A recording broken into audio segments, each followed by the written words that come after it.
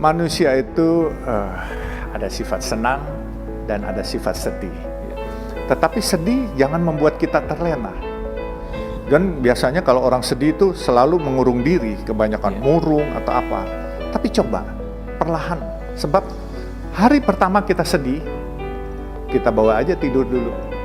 Hari kedua sedihnya pasti berkurang, nggak mungkin hilang. Ketiga akan lebih berkurang. Tetapi kita harus optimis. Kita bangkit dengan kita yakini bahwa ada Allah yang akan memberi keringanan buat kita. Allah tidak akan membebani umatnya dengan beban yang tidak mampu kita pikul. Kita harus bukan hanya yakin, tapi hakul yakin bahwa itu akan terjadi.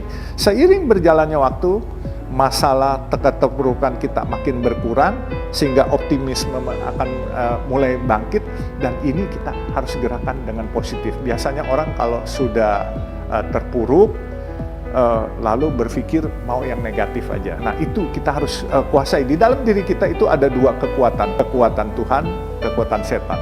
Tinggal bagaimana kita memanage. Insya Allah kita bisa memanage dengan baik. Banyak kadangkala saudara-saudara kita umat beragama, dia selalu bilang, Tuhan kenapa saya kok nggak didengerin? Tuhan kenapa kejam nggak bantu saya? Bukan, Tuhan bukan kejam, tapi Tuhan sedang menempa hidup kita. Ya kan, selalu kan bilang, Innallaha maha sobirin. Allah itu ada ayatnya, orang sabar kekasih aku, kasih Allah gitu kan.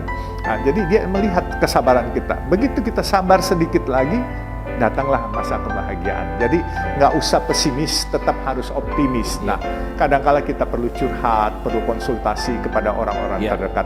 Pertama kita harus punya mimpi. Mimpi harus dibuat kenyataan. Jangan mimpi jadi hayalan. Saya selalu bermimpi di waktu muda. Andai kata saya bisa jadi orang kaya, betapa senang hidup saya selain membuat bangga keluarga, terus berbagi kepada tetangga. Makanya saya datang ke toko buku, yang saya baca bukan buku pelajaran, tetapi bagaimana menjadi orang sukses. Terus kemudian saya berteman, nah ingat ini, berteman saya nggak mau di kalangan seumuran saya. Saya selalu berteman kepada senior-senior. Karena apa? Kalau saya berteman kepada seumuran saya, ilmunya itu-itu aja. Saya waktu itu umur 17, saya berteman dengan supir truk, dengan marketing rokok. Setiap pagi saya ikut ngumpul sama mereka. Sebelum mereka berangkat, jam 7 saya ngumpul, ngobrol. Saya dengar 17 tahun itu. Iya, 17 tahun ngobrol sama orang yang 35-an umurnya. Bener. Tapi saya mendapat pengetahuan dari mereka. Terus sore mereka pulang, terus mereka habis jam 4 pulang, mereka istirahat sebelum pulangnya, terus ngobrol lagi. Kita kok ngobrol, ngalor ngidul aja. Tapi saya banyak mendapatkan ilmu yang saya nggak dapat di kalangan teman-teman seumuran. Karena kan mereka asam garamnya lebih banyak. Orang bilang zaman sekarang, sebenarnya bukan out of the box, tapi ilmu jalanan. Nah, jadi ya itulah, kadangkala kita modifikasi ilmu jalanan dengan ilmu sekolah menjadi tengah-tengahnya ilmu yang paling tepat lah buat itu. Sekolah itu wajib kita terus ambil. Sekolah itu wajib. Ya, tetapi jangan meremehkan ilmu-ilmu jalanan. Ilmu jalanan itu semacam ekskulnya lah. Jadi tambahan ilmu yang akan perkokoh ilmu kita yang di sekolahan. Sekolah itu mengajarkan kita sistematika berpikir.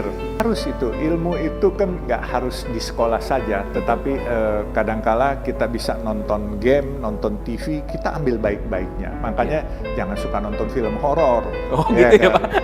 Itu kalau gitu ya? Kalau anak-anak mau bangkit sukses, adik-adik kita banyak nonton film-film kayak film-film orang perebutan suksesnya mengambil perusahaan atau apa. Dulu saya tuh mesin TVRI, belum ada TV swasta, itu saya ada nonton satu film Dallas namanya itu. Itu bagaimana seorang pengusaha minyak begitu kayak main catur, dia ambil langkah begini, ini harus langkah begini, akhirnya skakmat gitu kan. Jadi itu yang menjadi inspirasi saya.